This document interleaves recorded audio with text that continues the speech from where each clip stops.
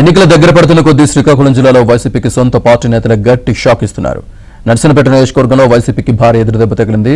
సావర్కోట మండలం ఎంపీపీ చిన్నాల కుర్మినాయుడుతో పాటు పలువురు ఎంపీటీసీలు, సర్పంచ్లు వైసీపీకి గుడ్ బై చెప్పేశారు. ఎంపీ రామ్మోహన్ నాయుడు, నర్సనపేట టీడీపీ అభ్యర్థి బగ్గు రమణమూర్తి సమక్షంలో వారు టీడీపీ కండువాలు కప్పుకున్నారు. మాజీ డిప్యూటీ సీఎం ధర్మాన కృష్ణదాస్ కుటుంబం పెత్తనంతో విసిగిపోయి టీడీపీలో చేరుతున్నట్టు వారు తెలిపారు. నర్సనపేట నియోజకవర్గంలో అభివృద్ధి జరిగిందంటే అది టీడీపీ ప్రభుత్వ హయాంలోనే జరిగిందని బగ్గు రమణమూర్తి తెలిపారు. ఇక ఎన్నికలకు ముందే జగన్ ఓటమి ఖాయమైపోయిందని ఎంపీ రామ్మోహన్ నాయుడు చెప్పారు. శ్రీకాకుళం జిల్లాలోని అన్ని నియోజకవర్గాల్లోనూ టీడీపీ అభ్యర్థులు భారీ మెజార్టీతో గెలుస్తారని ఆయన ధీమా వ్యక్తం చేశారు.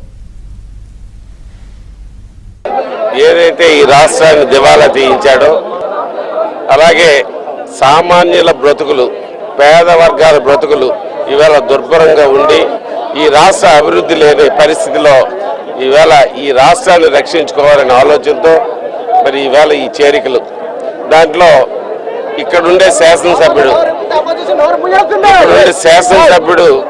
ఎవరైతే ఉన్నారో ఈ నియోజకవర్గ పరిస్థితి కలిపి అతనికి అవసరం లేదు, అంటే అతనికి అభివృద్ధి అవసరం లేదు, వాళ్ళ కుటుంబం అభివృద్ధి పరమావధిగా పనిచేస్తున్నారు.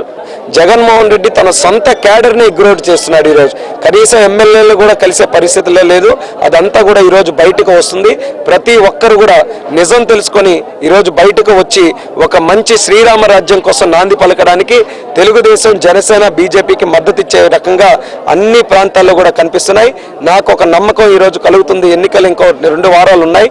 మా నియోజకవర్గం పార్లమెంటులో ఉన్నటువంటి 7కు 7 అసెంబ్లీ స్థానాలు కూడా ఎన్డీఏ కూటమిలో గెలిపించుకుంటాం.